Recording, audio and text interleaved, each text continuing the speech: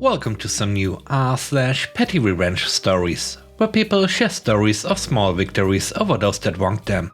I hope you had a great day. The first story is called Wrong Signature. Over a decade ago, I worked at a popular electronic games and console boutique store. It was Boxing Day in Canada. The mall was busy. The lines to get inside the store were about an hour, maybe an hour and a half. I don't know, I was on the till. This lovely gent, who was clearly ecstatic about spending that whole time in line to get in, gets to the front to finally pay. He starts complaining to me about how it is such a long line and that it should be managed better. I remind him in my most retail of voices that it is Boxing Day and he made the choice to come shopping. He grumbles more and pays with a credit card. It was a large purchase. I think the new game station came out and he was buying heaps of accessories for it. He needed to sign for his purchase with a credit card. He signed it, I checked his signature on his card. It doesn't match. I tell him that and I immediately refund everything. He was upset, but I explained to him that the policy is that it needs to match or I can't accept it. I don't recall if it escalated more, this was 15 years ago, but he leaves. He returns with his wife and she makes him apologize and asked if he can still make a purchase. I said yes. Luckily, we were so busy that we haven't had time to replace the stock, so it was all behind me. His signature matched this time. The next story is called This You? A few years ago, I had a job posting up for a junior technician at my San Francisco-based consulting firm. Of the 50 or so resumes that hit my inbox, I only interviewed 6 people. Once we had chosen the right person for the job, I extended the offer. They accepted, and then I proceeded to inform the other candidates that we'd made the decision and that I hoped to cross paths again in the future, blah blah blah. Of the 5 people that received that email, 2 of them responded graciously, 2 didn't respond at all, and this one dude sent me a scathing, profanity-laden response. "You are a effing loser," he said. "I've already received 3 offers from better companies," he said. "I wouldn't take your crappy job if it was the last one on earth," he said. "You have no clue what you are doing," he said. As shocking as it was to receive, I brushed it off, felt gratitude for dodging that bullet, then filed that email along with his resume in my never hire this guy folder and went back to work. Fast forward to about 3 weeks ago. Business is good and we are hiring for another technical position. The resumes pour in, and lo and behold, this dude resubmits his resume.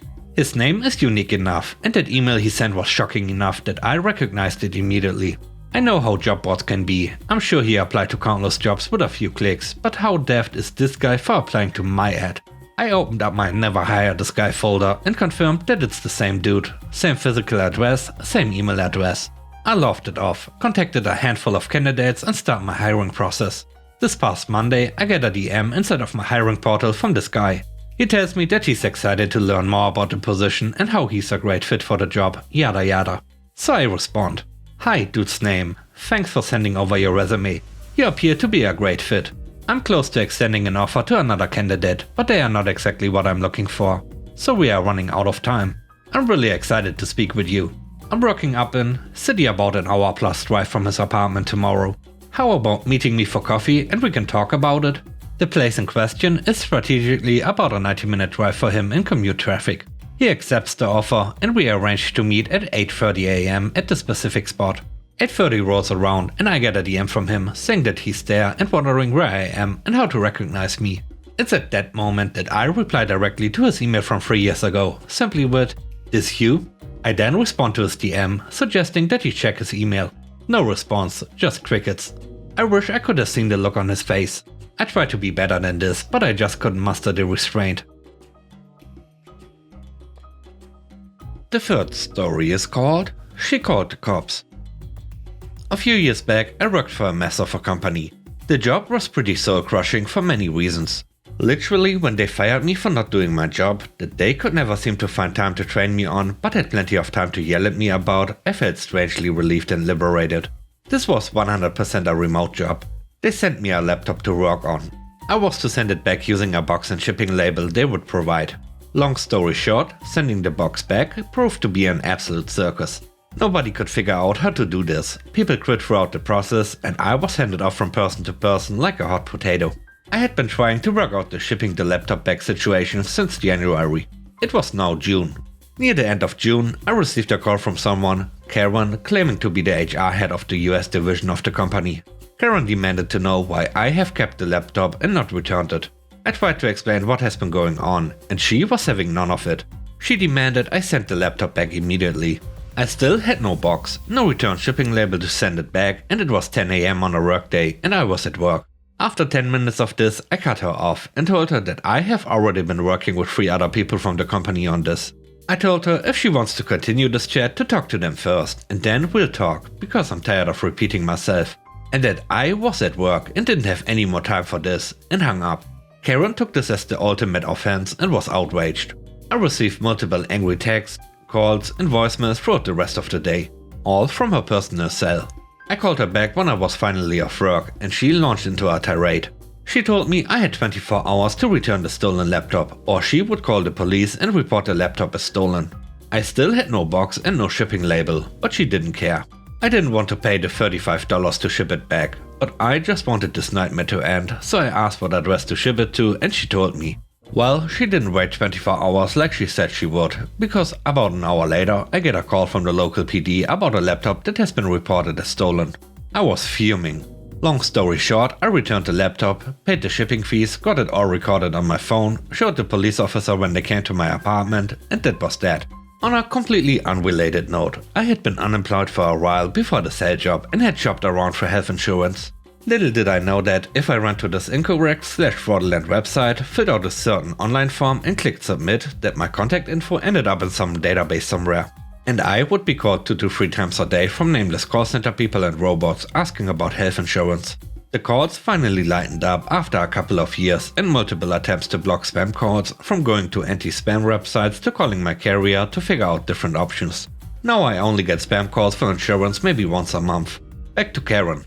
After the debacle of shipping back the laptop, I knew that my needing to be treated with human decency stressed her out.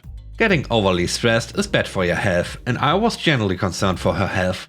I wanted to make sure she had all the possible health benefits she could obtain so she could stay in good health. So I spent 5 hours on my next day off filling out that online form over and over again with her personal cell and contact info, changing the details slightly each time.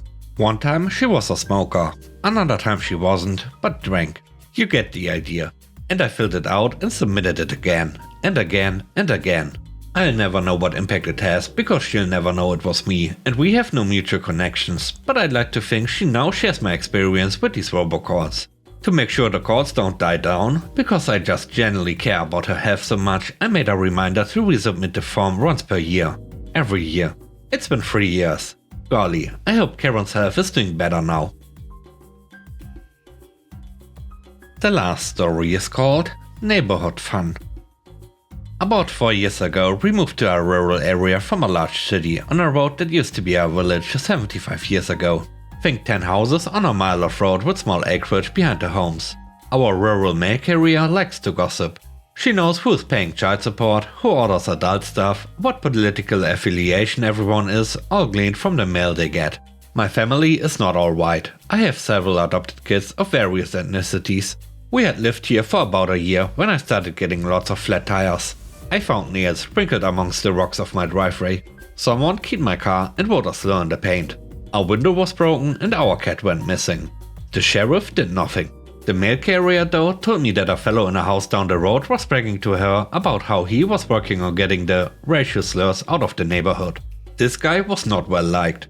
He was youngish, early 30s, and was suspected of selling drugs of some sort, but no one was bothered enough by him to stand up to him, especially on our behalf. According to her, the general sentiment was that people of color should stay in the city, and it was pretty obvious she felt that way too.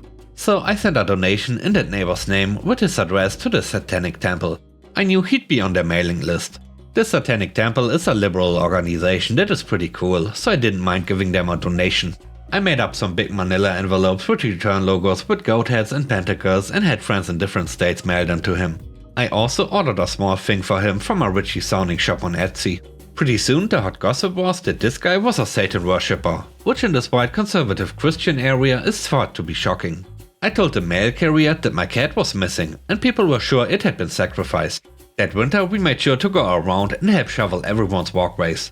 We brought cookies to the older folks at Christmas, and people got used to us, or at least decided that we weren't as bad as this guy. Now and then I still donate in that guy's name to the organization. They seem like good people. And with that, we end today's video. Let me know what you think about the stories. On a scale of 1 to 10, how would you rate the stories and today's video? I hope you enjoyed the video. If you did, please don't forget to subscribe and hit the like button. And I hope you have a great day. Stay safe. Bye bye.